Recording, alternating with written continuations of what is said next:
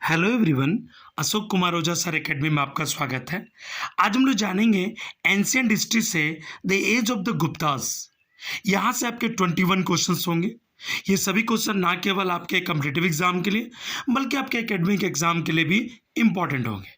So video को skip ना करें, पूरा पूरा वीडियो देखें और अपने नॉलेज को इंक्रीज करें।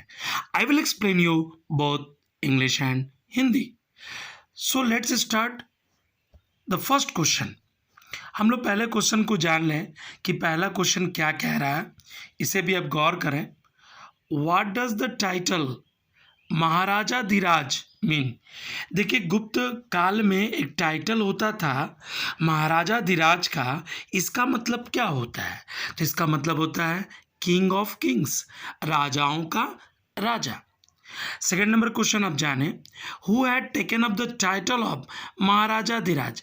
यहाँ से भी क्वेश्चन पूछे आते हैं कि महाराजा धीराज की टाइटल को किसने अडॉप्ट किया था।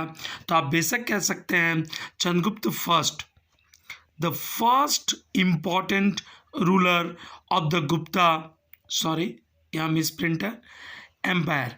यानी गुप्त एम्पायर का पहले राजा थे, यानी चंद्रगुप्त प्रथम जो पहले राजा थे जिन्होंने महाराजा धीराज की उपाधि धारण की। ओके, आप समझ गए। हम लोग थर्ड नंबर क्वेश्चन को जानेंगे। थर्ड नंबर क्वेश्चन क्या कह रहा है, इसे भी आप गौर करें। Which area were under Chandragupta's rule. देखिए, चंद्रगुप्ता फर्स्ट जो थे, यानी लिखा हुआ है यहाँ पर विच areas were under Chandragupta first rule, यानी चंद्रगुप्त जो प्रथम थे उनका शासन किस किस एरिया में था, यानी कहाँ तक फैला हुआ था उनका शासन। तो पहला तो उत्तर आप जान लें, मॉडर्न अवध बिहार जिसे हम लोग कहते हैं, फिरहुत यानी इलाहाबाद का जो क्षेत्र है, बिसाइड्स मगधा, यहाँ पर इनका जो रूल है यानी शासन है वह फैला हुआ था। फोर्थ नंबर क्वेश्चन क्या कह रहा है, who succeeded Chandragupta first. Chandragupta जो फर्स्ट के सन थे जिनका नाम था Samudragupta was his successor to the throne, वह गद्दी पर बैठे। यानी आपसे प्रश्न पूछा जाएगा कि चंद्रगुप्त प्रथम के बाद उनके पुत्र जो उनके जो वंशज हुए, सक्सेसर हुए, वो कौन हुए? समुद्रगुप्त। यानी चंद्रगुप्त प्रथम के बाद जो गद्दी पर विराजमान हुए वो कौन हुए? समुद्रगुप्त। ओके, 4 नंबर क्वेश्चन भी आप जान गए। आप 5th नंबर क्वेश्चन को जान लें। 5th नंबर क्वेश्चन क्या कह रहा है, what was the extent of Samudragupta's empire in the north. यानी समुद्रगुप्त का जो साम्राज्य था वो कहाँ तक एक्सटेंड किया, ओके, कहाँ तक फैला। तो Samudragupta's empire in the north extended up to the Chambal river. यहाँ गौर करें, कहाँ तक फैला हुआ था? जो चंबल नदी वहाँ तक, by defeating Naga Kings of अही चात्रा। अही चात्रा जो थे, ओके, ग्वालियर के राजा थे, ओके, एंड मथुरा। यहाँ तक उनका जो साम्राज्य है वो जो नागा राजा थे, अही चात्रा, ग्वालियर तक और मथुरा तक, यहाँ तक उनका साम्राज्य फैला हुआ था। ओके, अब 6 नंबर क्वेश्चन को जान लें। 6 नंबर क्वेश्चन क्या कह रहा है, list the 5 frontier states, okay, accepted Samudragupta's suzerainty. यानी जो 5 ऐसे फ्रंटियर स्टेट कौन थे जिसने एक्सेप्ट किया समुद्रगुप्त के आधिपत्य को। यानी सुजरेनिटी का मतलब क्या होता है? आधिपत्य। समताता, ओके, और मॉडर्न बंगाल, देवका और मॉडर्न नॉर्थ आसाम, कामरूप और आसाम, नेपाल एंड करतारपुर ये प्लेस है, और मॉडर्न तराई रीजन। ये जो क्षेत्र थे 5 फ्रंटियर स्टेट थे जिन्होंने एक्सेप्ट किया समुद्रगुप्त के आधिपत्य को। उसमें था समताता मॉडर्न बंगाल में, देवका और मॉडर्न नॉर्थ आसाम, कामरूप जिसे कहते हैं आसाम में है, नेपाल और करतारपुर और मॉडर्न तराई रीजन। ओके, हम लोग 7 नंबर क्वेश्चन को जान लें। 7 नंबर क्वेश्चन क्या कह रहा है, why is Samudragupta compared with Napoleon? आपको बतानी है कि समुद्रगुप्त का जो कंपेयर्ड है यानी तुलना है वो नेपोलियन से क्यों किया गया है। आप इतिहास की किताबों में नेपोलियन के बारे में पढ़े होंगे। Okay, Samudragupta is compared with Napoleon due two is the great military exploits. देखिए, नेपोलियन जो थे उन्होंने मिलिट्री को ज़्यादा फैलाया, ज़्यादा शोषण किया, अपने मिलिट्री के शासन के बल पर उन्होंने जीत हासिल की। उसी प्रकार से समुद्रगुप्त का तुलना नेपोलियन से किया जाता है। उन्होंने ही मिलिट्री का प्रयोग किया और कई सामंतों को हराया, कई राजाओं को हराया। ओके, अपने आगे उन राजाओं को झुका लिया। 8 नंबर क्वेश्चन को आप जान लें। 8 नंबर क्वेश्चन क्या कह रहा है? Okay, which Gupta king was known as Vikramaditya?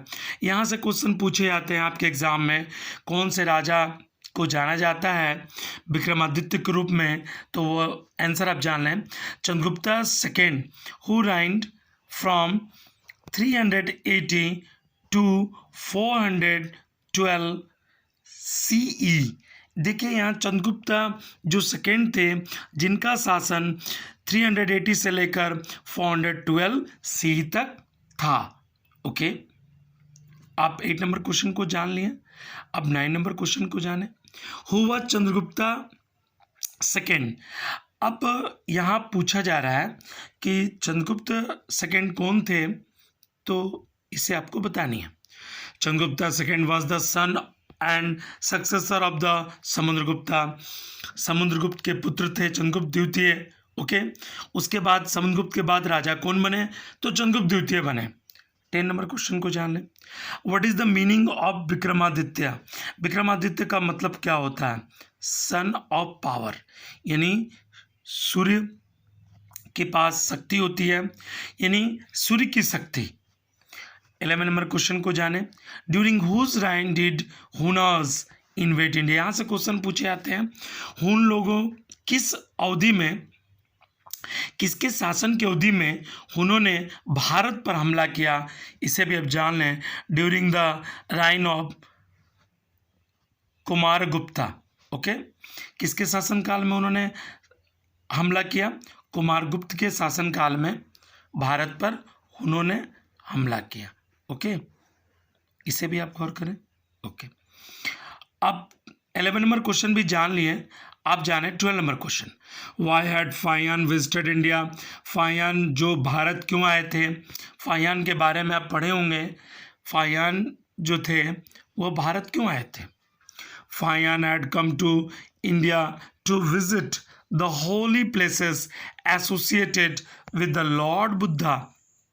जो पवित्र स्थान है, जो होली प्लेसेस हैं, जहाँ पर भगवान बुद्ध ने अपने जीवन में उपदेश दिए, अपने ज्ञान को उन्होंने बांटा, उन प्लेसेस को दर्शन करने के लिए फाहियान भारत आए थे। Come to the 13 number, when had Fahien come to India? Fahien, यहाँ से क्वेश्चन पूछा जाता है कि फाहियान भारत कब आए थे? Fahien had come to India in 405 CE में वो भारत आए थे। ओके, कौन? फाहियान। अब 30 नंबर क्वेश्चन को भी जान लिए हैं। अब 40 नंबर क्वेश्चन को जान लें। 40 नंबर क्वेश्चन क्या कह रहा है?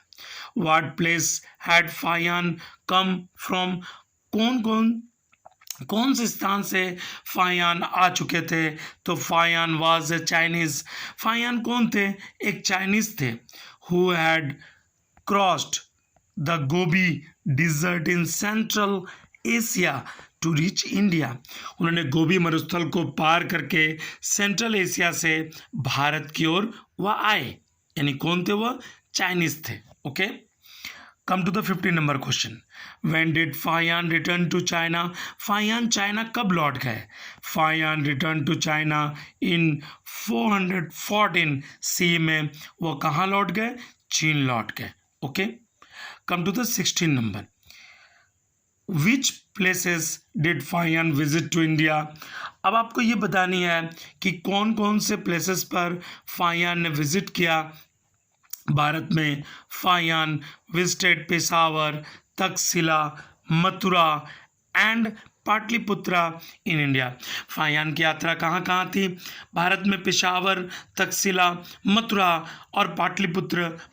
ओके, 70 नंबर क्वेश्चन को जान लें। What was the main source of income in the Gupta empire? आपको बतानी है कि क्या सोर्स ऑफ इनकम था गुप्त साम्राज्य में। The main source of income in the Gupta empire was 1/4, यानी कितना होता था?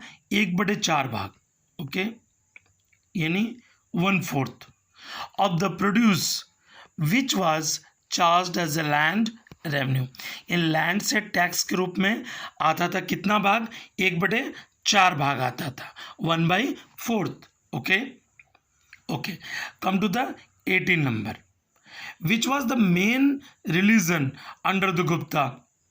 आपको बतानी है कि कौन कौन से ऐसे रिलीजन थे गुप्त के अंडर में। तो हिंदुज़म तो था ही, was the main religion under the Gupta. ऐसा नहीं केवल हिंदुज़म था, बौद्धम का भी प्रादुर्भाव हुआ था, बौद्धम भी आगे बढ़ रहा था उस समय में। Come to the 19 number. Why did Sanskrit become an important language under the Gupta? Sanskrit जो है वह इम्पॉर्टेंट लैंग्वेज क्यों था गुप्त साम्राज्य में, इसे भी आप जान लें। Sanskrit had been popularized because the Gupta had made it their court language। देखिए, यहाँ गौर करने वाली बात है, क्यों संस्कृत लोकप्रिय हो चुका था, यहाँ कारण बताया जा रहा है। Guptas had made it their court language. यहाँ गौर करने वाली बात है कि गुप्त राजाओं ने जो राजकीय जो भाषा है उसे संस्कृत रखा था। Under the Guptas even the Buddhist scholar had taken up Sanskrit instead of Prakrit. उस समय की जो भाषा थी प्राकृत और पाली थी, लेकिन उन्होंने किसको रखा, किस भाषा को रखा? संस्कृत को रखा। Okay, come to the 20 number. Which play by Shudraka reflects the socio-culture condition of the Gupta era? देखिए, शूद्रक बहुत बड़े कंपोजर थे जिन्होंने कंपोज किया था मृच्छकटिकम का। यहाँ क्वेश्चन पूछा जा रहा है कि विच प्ले, कौन सा ऐसा नाटक है शूद्रक ने लिखा था जो रिफ्लेक्ट करता है सामाजिक सांस्कृतिक स्थिति के बारे में गुप्त एरा में। तो वह है मृच्छकटिकम और द क्ले कार्ड। इसको हम लोग क्या बोलते हैं? Clay card. Okay, come to the 21 number. 21 number question को जान लें। यहाँ 22 नंबर भी क्वेश्चन है। मैंने आपको पहले 21 क्वेश्चन कहा था। ओके, इसे आप सुधार लेंगे। 22 नंबर क्वेश्चन भी है। 21 नंबर क्वेश्चन क्या कह रहा है? Which two works written in the Gupta period from the basis of 2 world famous fables. कौन ऐसे 2 वर्क्स हैं जो लिखे गए थे गुप्त पीरियड में from the basis of 2 world famous table? तो वह था Vishnu Sharma Panchatantra.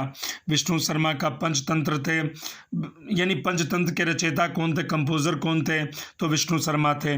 Became the basis for Aesop's fables while the Sindbad the sailor. Okay, एक तो थे आपको पंचतंत्र, बाद में भी उसी बेसिस पर लिखे गए थे एस्पोज फेबल, जो बाद में सिंदबाद सेलर के नाम से प्रसिद्ध हुआ। Come to the 22 number. Which two works written in the Gupta period from the basis of the 2 world famous tales. आपको बतानी है 2 ऐसे कौन वर्क लिखे गए थे गुप्त पीरियड में from the basis of the 2 world famous tale. 2 प्रसिद्ध कहानियां हैं जो आधारित थी, किस पर आधारित थी? वॉज बेस्ड ऑन विरुद्ध कथा कोश पर आधारित थी। किस पर आधारित थी? विरुद्ध कथा कोश पर आधारित थी। ओके, आपने 22 क्वेश्चन कंप्लीट कर ली। मैंने पहले आपको बताया था 21 क्वेश्चन, लेकिन यहाँ एक क्वेश्चन और है। ओके, यदि आपको वीडियो पसंद आया तो वीडियो को लाइक, शेयर और सब्सक्राइब करना ना भूलें। वीडियो देखने के लिए धन्यवाद।